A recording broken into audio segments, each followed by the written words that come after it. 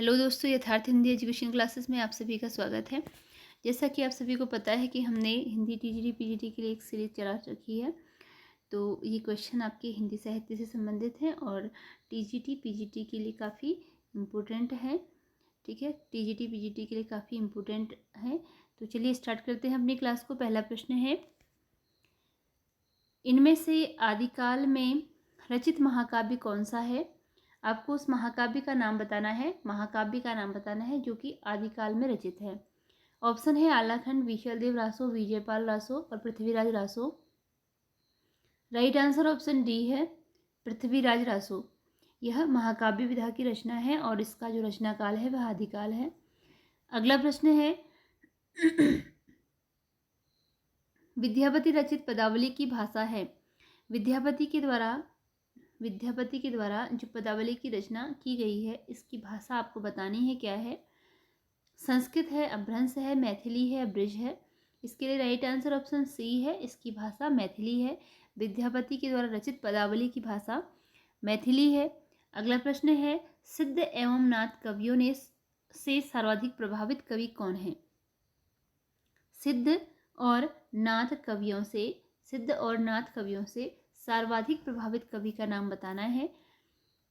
Option है कबीर, जायसी, सूर या तुलसी। राइट आंसर ऑप्शन ए है कबीर। कबीरदास जो हैं वह सिद्ध और नाथ कवियों से सर्वाधिक प्रभावित कवि माने जाते हैं।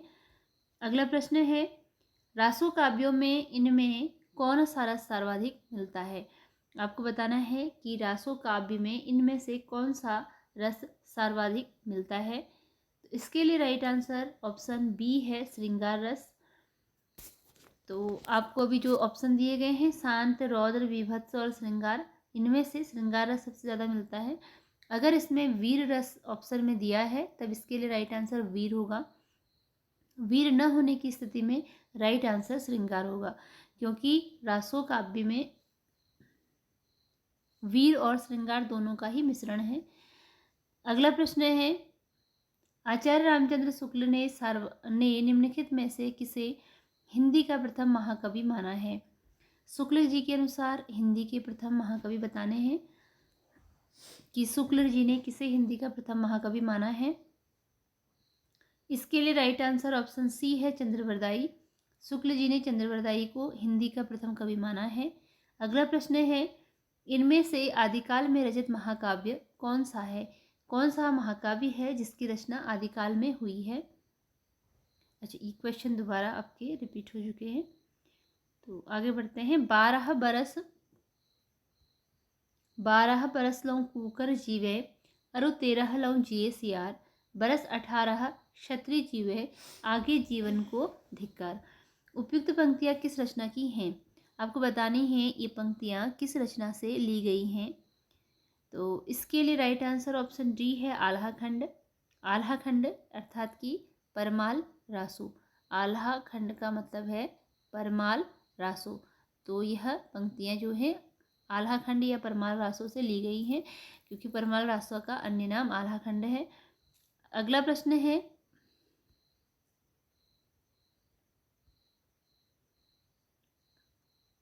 गोरखनाथ किसके शिष्य थे? आपको बताना है कि गोरखनाथ किसके शिष्य थे। आपको गोरखनाथ के गुरु का नाम अर्थात कि गोरखनाथ के किसका नाम बताना है, गुरु का नाम बताना है। तो ऑप्शन है मत्स्येंद्रनाथ, चौरंगीनाथ, गोपीचंद, भरथरी। और इसके लिए राइट आंसर है ऑप्शन ए, मत्स्येंद्रनाथ। गोरखनाथ किसके शिष्य थे? मत्स्येंद्रनाथ के थे, या गोरखनाथ के गुरु का नाम क्या था? मत्स्येंद्रनाथ था। अगला प्रश्न है, गोरखनाथ का संबंध किस परंपरा से है?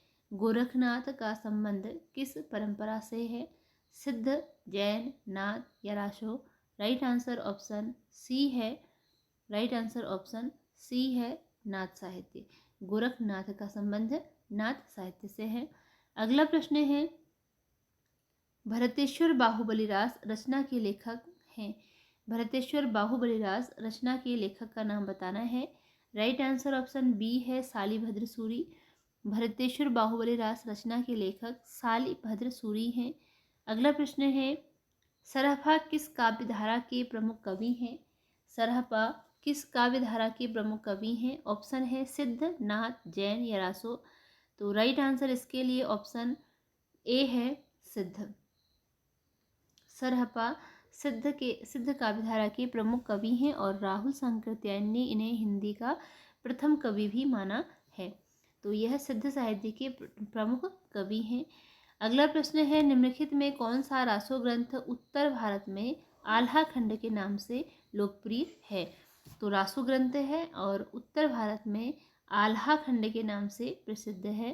राइट आंसर ऑप्शन बी है परमाल रासो। इसमें आल्हा उदल के नाम के 2 वीर सरदारों की वीरता का वर्णन था, जिसके कारण से आल्हा खंड कहा गया। अगला प्रश्न है, किसने पृथ्वीराज रासो को हिंदी का प्रथम महाकाव्य माना है? पृथ्वीराज रासो को हिंदी का प्रथम महाकाव्य मानने वाले लेखक हैं। Option C Ramchandra Shukla. Option C Ramchandra Shukla. अगला प्रश्न है, ढोला मारूरा दूहा किस प्रकार की रचना है? ढोला मारूरा दूहा किस प्रकार की रचना है? ऑप्शन है लोक काव्य, श्रृंगार प्रधान, भक्ति काव्य या वीर काव्य। तो इसके लिए राइट आंसर है ऑप्शन ए लोक काव्य। ऑप्शन ए इसके लिए राइट आंसर है, तो लोक काव्य है यह। अगला प्रश्न है, आदिकाल में खड़ी बोली को काव्य भाषा बनाने वाले प्रथम कवि हैं? आदिकाल में खड़ी बोली को काव्य भाषा बनाने वाले प्रथम कवि हैं। प्रथम कवि का नाम बताना है जिसने कि आदिकाल में खड़ी बोली को काव्य की भाषा बनाया। तो इसके लिए राइट आंसर ऑप्शन बी है अमीर खुसरो। अमीर खुसरो ने खड़ी बोली को काव्य की भाषा बनाया, प्रथम कवि हैं। अगला प्रश्न है, आदिकाल में डिंगल शैली का प्रयोग निम्न में से किस लिए होता था? आदिकाल की मुख्य 2 शैलियाँ थी, एक थी डिंगल और दूसरा था पिंगल। ठीक है, एक थी डिंगल शैली काव्य शैली, दूसरी थी पिंगल काव्य शैली। तो आपको बताना है जो डिंगल काव्य शैली थी इसका प्रयोग किसके लिए होता था? भक्ति वर्णन के लिए, प्रकृति वर्णन के लिए, श्रृंगार वर्णन के लिए या फिर युद्ध वर्णन के लिए। तो राइट आंसर है इसके लिए ऑप्शन डी युद्ध वर्णन के लिए। आदिकाल में जो डिंगल शैली थी इसका प्रयोग युद्ध वर्णन के लिए होता था। ठीक है, और जो डिंगल भाषा थी यह किसका मिश्रण थी?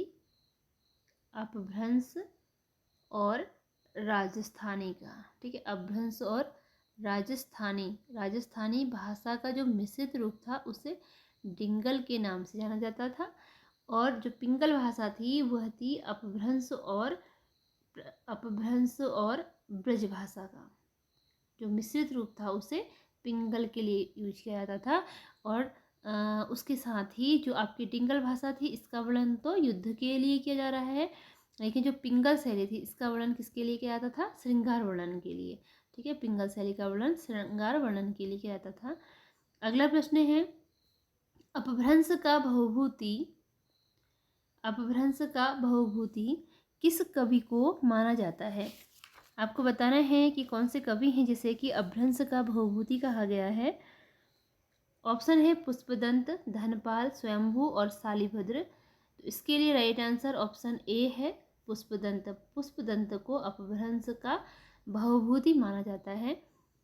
अगला प्रश्न है, पौमचर्यु में किसकी कथा है? आपको बताना है जो रचना पौमचर्यु है इसमें किसकी कथा का वर्णन है? पौमचर्यु में किसकी कथा का वर्णन है? कृष्ण, राम, बुद्ध या महावीर। तो राइट आंसर इसके लिए ऑप्शन बी है राम की कथा का इसमें वर्णन है। अपभ्रंश का वाल्मीकि किसे कहा गया है?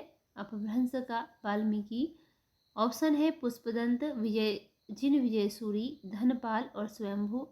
तो राइट आंसर इसके लिए ऑप्शन डी है स्वयंभू। स्वयंभू को अपभ्रंश का वाल्मीकि कहा जाता है। अगला प्रश्न है, संदेश रासक के रचनाकार हैं। संदेश रासक के रचनाकार कौन हैं?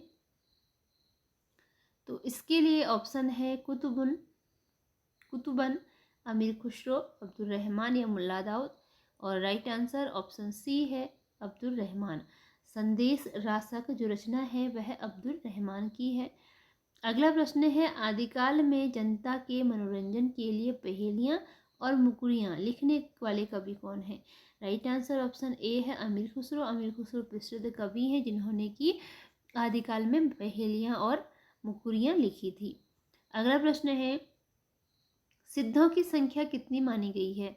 सिद्धों की संख्या कितनी मानी गई है? राइट आंसर ऑप्शन बी है 84। सिद्धों की संख्या 84 मानी गई है।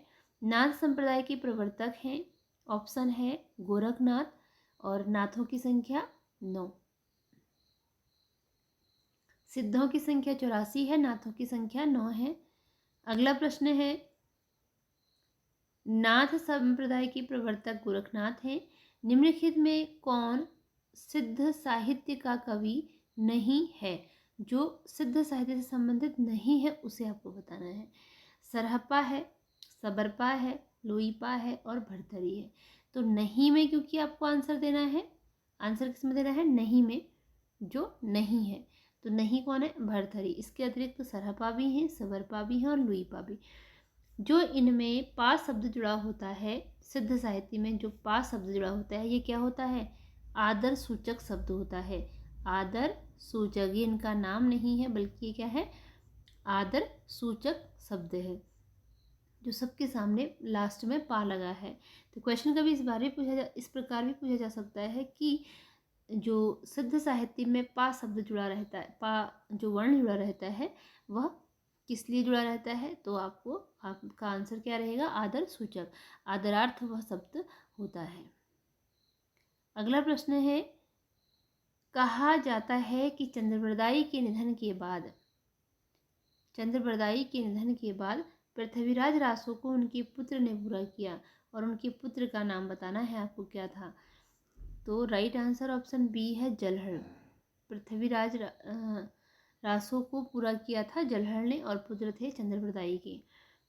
अगला प्रश्न है, चंद्रबरदाई किस राजा के दरबारी कवि थे? इसके लिए राइट आंसर ऑप्शन ए है राजा पृथ्वीराज के, वे दरबारी कवि थे। पृथ्वीराज तृतीय के थे दरबारी कवि। अगला प्रश्न है, मैथिल कोकिल के नाम से कौन प्रसिद्ध हैं? कौन कवि हैं जो मैथिल कोकिल के नाम से प्रसिद्ध हैं? कीर्तिदास, पुष्पदंत, विद्यापति या धर्मपाल? तो इसके लिए राइट आंसर ऑप्शन सी है विद्यापति, मैथिल कोकिल के नाम से प्रसिद्ध है। अगला प्रश्न है, अमीर खुसरो का वास्तविक नाम था? अमीर खुसरो का वास्तविक नाम बताना है। ऑप्शन बी राइट आंसर है अब्दुल हसन। अब्दुल हसन अमीर खुसरो का वास्तविक नाम था। अमीर खुसरो का वास्तविक नाम अब्दुल हसन। अगला प्रश्न है, एक थाल मोती से भरा, सबके सिर पर औंधा धरा, चारों ओर वह थाली फिरे, मोती उससे एक न गिरे। इस लोकप्रिय पहेली के रचनाकार कौन है? इसके लिए राइट आंसर ऑप्शन ए है अमीर खुसरो। अब बताइए कि ये पहेली है तो किसके लिए पहेली यूज हुई है? क्या आप में कोई बता सकता है? एक थाल मोती से भरा, सबके सिर पर औंधा धरा, चारों ओर वह थाली फिरे, मोती उससे एक न गिरे। तो ये आपके लिए पहेली है। देखिए, थाल है आकाश और हमारे सर के ऊपर है, क्योंकि सब लोग हैं नीचे से और सबके सर के ऊपर है ये। उसके बाद इसमें मोती क्या है? तारे। और औंधा धरा है, औंधा मतलब उल्टा, उल्टा रखा है ना नीचे की ओर, लेकिन इसमें से कोई भी मोती नीचे नहीं गिरता है। अगला प्रश्न है, दोहा कोश के रचनाकार हैं, दोहा कोश के रचनाकार का नाम बताना है। राइट आंसर ऑप्शन सी है सरहप्पा। अपभ्रंश को पुरानी हिंदी नाम इनमें से किसने दिया? किसके द्वारा अपभ्रंश को पुरानी हिंदी नाम दिया गया? पुरानी Hindi. Right answer option D है चंद्रधर शर्मा गुलेरी। चंद्रधर शर्मा गुलेरी के द्वारा अपभ्रंश को पुरानी हिंदी नाम दिया गया। इसी के साथ ये क्लास यहीं पर एंड होती है। मिलते हैं अगली क्लास में कुछ नए प्रश्नों के साथ। धन्यवाद।